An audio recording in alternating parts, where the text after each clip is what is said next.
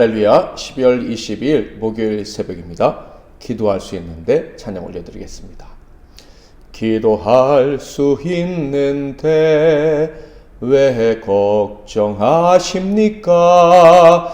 기도하면서 왜 염려하십니까? 기도할 수 있는데 왜 실망하십니까? 기도하면서 왜 방황하십니까?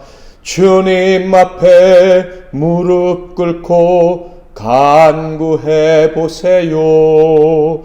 마음을 정결하게 뜻을 다하여 기도할 수 있는데 왜 걱정하십니까? 기도하면서 왜 염려하십니까?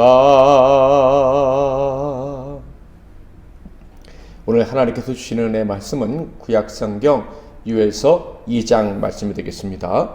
요엘서 2장 1절부터 32절까지 말씀 중에서 12절부터 14절까지만 봉독해 드리겠습니다. 여호와의 말씀에 너희는 이제라도 금식하고 울며 애통하고 마음을 다하여 내게로 돌아오라 하셨나니 너희는 옷을 찢지 말고 마음을 찢고 너희 하나님 여호와께로 돌아올지어다. 그는 은혜로우시며 자비로우시며 노하기를 더디하시며 인애가 크시사 뜻을 돌이켜 재앙을 내리지 아니하시나니 주께서 혹시 마음과 뜻을 돌이키시고 그 뒤에 복을 내리사 너희 하나님 여호와께 소제와 전제를 드리게 하지 아니하실는지 누가 알겠느냐. 오늘은 마지막 기회라는 제목으로 하나님 말씀을 상고하겠습니다. 성경을 보거나 우리 주변을 볼 때 하나님께서 참 기회를 많이 주시는구나 라고 여겨지는 사람이 있고, 반대로 단 한 번밖에 기회를 주지 않으시거나 아예 기회를 주지 않으시는 것 같다라고 느껴지는 사람도 있습니다.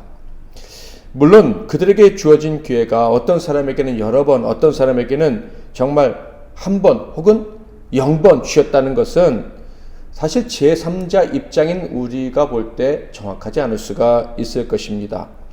그럼에도 불구하고 그런 현상이 있을 것이다 라는 것만으로도 우리는 하나님이 불공평하신 분은 아닌가라는 생각을 하게 되는데요. 그런데 우리가 알아야 할 것이 있습니다. 우리 인간 모두는 죄인이라는 것이며, 그래서 우리 모두에게는 의가 없기 때문에 단 한 번의 기회도 주어지지 않는다 할지라도 불평하거나 항의할 권리가 전혀 없다라는 거예요. 그러니까 만약에 사람이 단 한 번의 기회라도 받을 수만 있다면 그는 감사해야 하고 자신이 하나님께 은혜를 입었다고 생각을 해야 한다는 것이죠.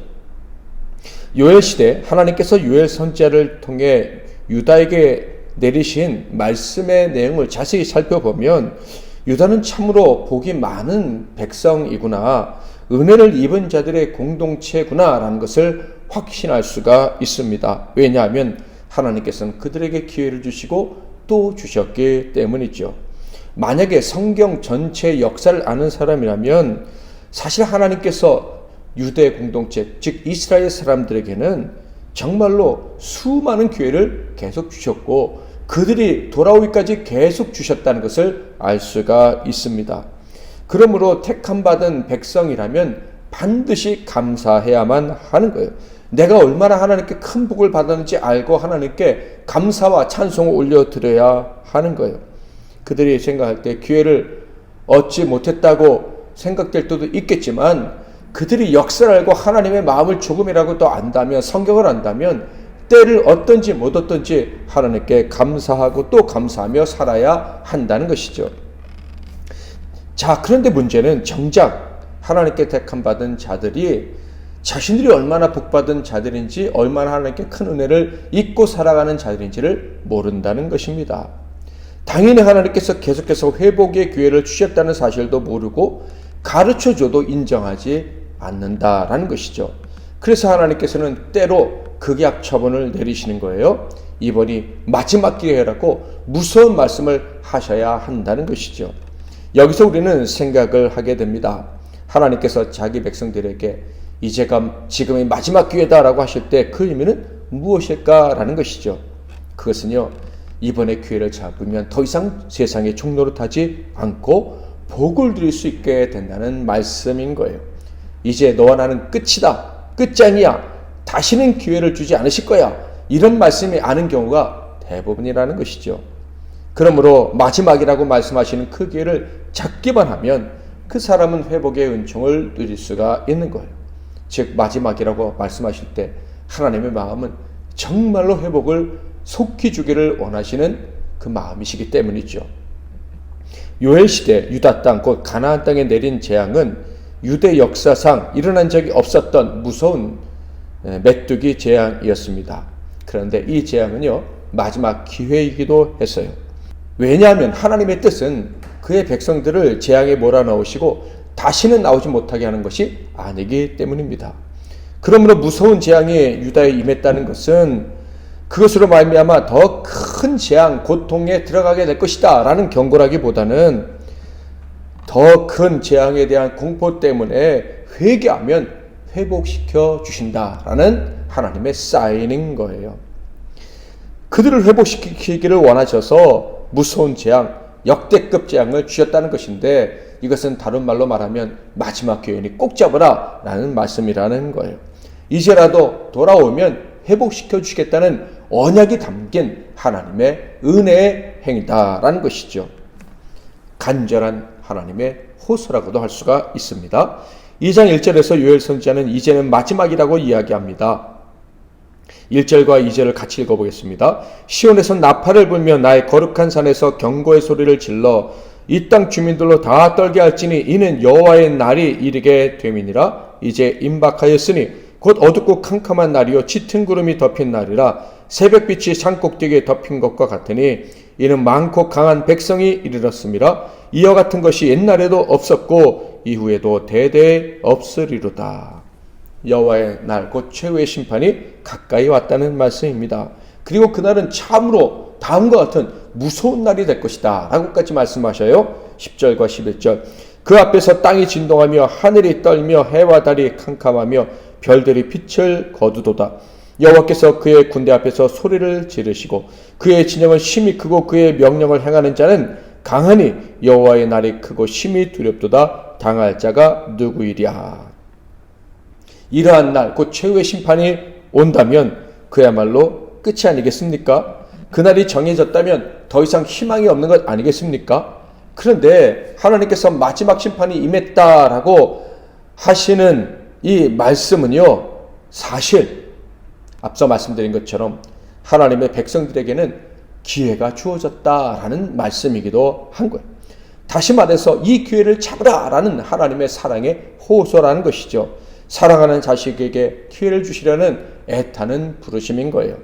그래서 선지자는요, 마지막 심판이 임할 것이다 라고 선언한 후에 다음과 같이 기회를 잡으라, 마지막 기회를 꼭 붙잡으라 라고 이야기를 한 거예요. 12절부터 14절. 여호와의 말씀에 너희는 이제라도 금식하고 울며 애통하고 마음을 다하여 내게로 돌아오라 하셨나니 너희는 옷을 찢지 말고 마음을 찢고 너희 하나님 여호와께로 돌아올지어다. 그는 은혜로우시며 자비로우시며 노하기를 더디하시며 이내가 크시사 뜻을 돌이켜 재앙을 내리지 아니하시나니 주께서 혹시 마음과 뜻을 돌이키시고 그 뒤에 복을 내리사 너희 하나님 여호와께 소제와 전제를 드리게 하지 아니하실는지 누가 알겠느냐. 이 말씀을 통해서 알 수 있는 마지막 심판 앞에서 마지막 기회를 잡을 수 있는 방법은 바로 회개인 것입니다. 즉 회개하면 기회를 잡을 수 있다라고 하나님이 말씀해 주신 거예요. 이 말씀을 하시면서 하나님 옷을 찢지 말고 마음을 찢으라 라고 말씀하십니다. 우리는 하나님의 심판이 임하면 우리 신체와 재산에 큰 손해가 임할 것임을, 치명적인 피해가 임할 것임을 알고 있습니다. 그런데 하나님이 뭐라고 말씀하시는 거예요? 너희들의 죄로 말미암아 너희들의 신체나 너희들의 재산상의 피해를 입는 것, 대가를 지불하는 것 내가 원치 않는다라는 거예요. 그저 마음만 찢으면 된다, 마음만 돌이키면 된다, 하나님께 돌아오기만 하면 무서운 재앙 대신에 신체적인 물질적 손해 대신에 회복의 복을 주시겠다라고 말씀을 하시는 거예요. 자, 그런데 돌아오면 회복을 주시는데요. 그 이유는요, 바로 회개하는 그 순간 하나님의 마음이 분노 대신에 긍휼로 가득하게 될 것이기 때문이다 라고 말씀하십니다. 18절, 그때 여호와께서 자기의 땅을 극진히 사랑하시어 그의 백성을 불쌍히 여기실 것이라. 이렇게 회개하여 하나님이 불쌍히 여기는 마음을 회복하시면 모든 것에 부족함이 없게 해주신다고 약속하십니다. 19절, 여호와께서 그들에게 응답하여 이르시기를 내가 너희에게 곡식과 새 포도주와 기름을 주리니 너희가 이로 말미암아 흡족하리라. 내가 다시는 너희가 나라들 가운데에서 욕을 당하지 않게 할 것이며, 나아가 메뚜기 재앙으로 황폐해진 것까지도 회복시켜 주시는데 완벽히 복구해 주신다라고 말씀하셔요. 25절부터 27절, 내가 전에 너희에게 보낸 큰 군대 곧 메뚜기와 느치와 황충과 팥중이가 먹은 횟수대로 너희에게 갚아주리니 너희는 먹되 풍족히 먹고 너희에게 놀라운 일을 행하신 너희 하나님 여호와의 이름을 찬송할 것이라. 내 백성이 영원히 수치를 당하지 아니하리로다. 그런즉 내가 이스라엘 가운데 있어 너희 하나님 여호와가 되고 다른 이가 없는 줄을 너희가 알 것이라. 내 백성이 영원히 수치를 당하지 아니하리로다. 이 말씀은 메뚜기 재앙이 다시는 기억나지 않게 해줄 것이다 라는 것일 뿐만 아니라 장차 바벨론의 공격으로 황폐해진 땅 역시도 회복시켜 주시되 완전히 회복시켜 주실 것이다 라는 예언의 말씀인 거예요. 자, 이렇게 회복될 때 더 놀라운 일이 벌어지게 될 것이다 라는 말씀도 해주시는데, 바로 하나님과 완전히 새로운 관계를 맺게 될 것이라는 거예요. 바로 성령을 보내셔서 마음이 새로워지되 하나님의 마음과 같아져서 제대로 된 인격적인 관계를 맺고 살아가게 된다라는 거예요. 28절, 29절, 그 후에 내가 내 영을 만민에게 부어주리니 너희 자녀들이 장래 일을 말할 것이며 너희 늙은이는 꿈을 꾸며 너희 젊은이는 이상을 볼 것이며 그때 내가 또 내 영을 남종과 여종에게 부어줄 것이며. 그리고 이렇게 회복된 자들, 하나님과 마음이 같아진 자들은요, 무서운 일, 다음과 같은 최후의 심판으로 말미암아 세상이 고통하던 하는 그때에도 안전하게 구원을 받게 된다라고 말씀을 하십니다. 30절, 31절, 32절. 내가 이적을 하늘과 땅에 베풀리니 곧 피와 불과 연기 기둥이라. 여호와의 크고 두려운 날이 이르기 전에 해가 어두워지고 달이 핏빛같이 변하려니와 누구든지 여호와 이름을 부르는 자는 구원을 얻으리니 이는 나 여호와의 말대로 시온산과 예루살렘에서 피할 자가 있을 것이며 남은 자 중에 나 여호와의 부름을 받을 자가 있을 것임이니라.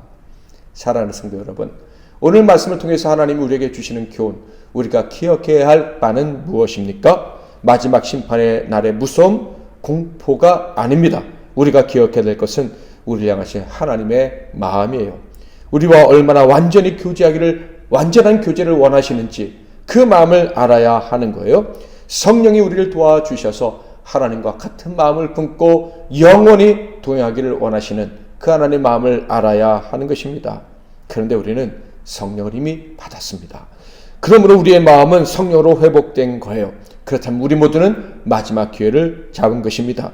우리는 결코 세상에서 멸망당하지 않고 세상의 모든 고통을 이길 능력을 이미 부여받은 것입니다. 이 말씀을 기억하고 살기를 원하셔서 이 말씀을 우리에게 주신 것입니다. 마지막 기회, 이미 우리에게는 그 기회가 주어졌습니다. 그러므로 우리는 더욱더 힘써 하나님의 마음을 알기 위해 노력하시기를 바랍니다.